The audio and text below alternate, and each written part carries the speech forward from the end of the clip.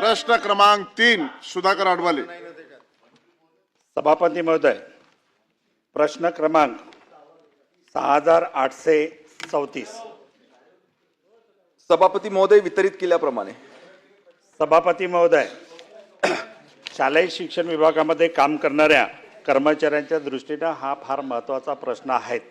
कर्मचाऱ्याचे कोणत्याही कारणामुळे जर थकबाकी झाली असेल, नियमित वेतनाचा भाग असो की इतर कुठला भाग असो, तर ते आपण 2017च्या शासन निर्णयानुसार आर्थिक वर्षापूर्वीची देयकं असेल तर शासनाची मंजुरी घेतल्याशिवाय अदा केल्या जाऊ नये अशा प्रकारची पद्धत आपल्याकडे आहेत।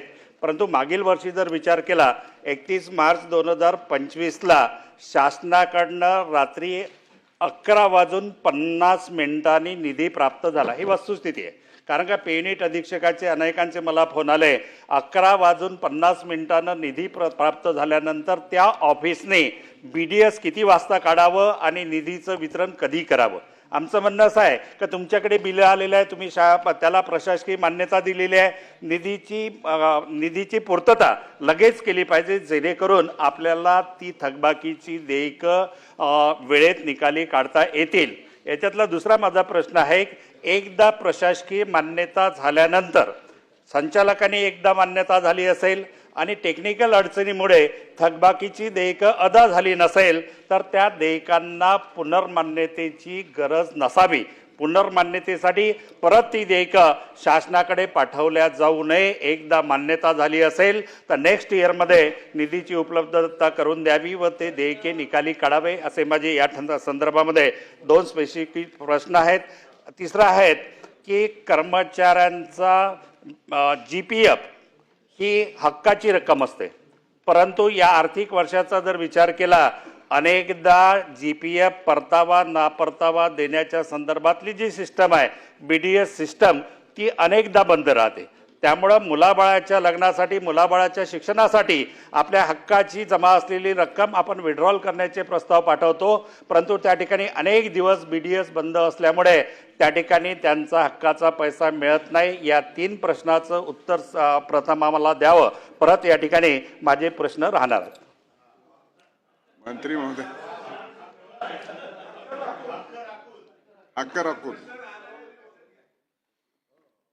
सन्मान्य सदस्य सुधाकररावजी अडबेले यांनी जो प्रश्न या ठिकाणी उपस्थित केला तर हे खरं आहे की 2024-25चं जे आर्थिक म्हणजे पगाराचं जे बिल होतं ते शिक्षण संचालक माध्यमिक व उच्च माध्यमिक यांच्याकडून पारित करण्यात आलं, परंतु 31 मार्चला रात्री जवळजवळ 11 वाजता हे मंजूर झालं। त्याच्यामुळे वेळेअभावी ते काही पारित करता आलं नाही। परंतु सर्व बिलं 24-25चं प्रलंबित बिलं आणि 25-26 या आर्थिक वर्षातली थकीत देयकं ऑनलाईन पद्धतीनं फॉरवर्ड करण्याची पूर्ण कार्यवाही त्या ठिकाणी झालेली आहे। कार्यवाही पूर्ण झालेली आहे, परंतु त्याच्यानंतर आपल्या सर्वांना माहिती आहे की अनेक नागपूर विभागातल्या अनेक शाळांमध्ये त्या ठिकाणी शासनाची परवानगी न घेता व इलिजिबल नसलेल्या शिक्षक शिक्षकेतर कर्मचाऱ्यांची नियुक्ती त्या ठिकाणी करण्यात आली आणि शालार्थ IDचा घोटाळा त्या ठिकाणी समोर आला। म्हणून त्या ठिकाणी अजूनपर्यंत सध्या त्या बिलांना स्थगिती दिली आहे। एकदा SITचा अंतिम अहवाल आला की पात्र शिक्षकांचे पगार तातडीनं करण्यात येईल।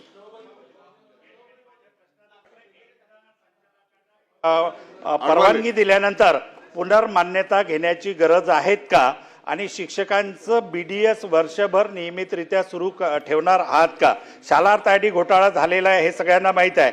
632 शिक्षकांना वेतन देण्याच्या संदर्भातली कारवाई व्हावी आणि तुम्ही म्हटलं सुप्रीम कोर्टाने स्टे दिलेला, ते मान्य आहे मला, परंतु या 632 कर्मचाऱ्यांना तुम्ही BLOची कामं देता, तुम्ही जनगणनेची कामे देता, शाळेमध्ये नियमित काम करते आहे, तर या संदर्भामध्ये आपण त्यांना जर तुम्ही पगार देत नसेल शासकीय स्तरावरून त्यांना कोणतीही कामं दिल्या जाऊ नये।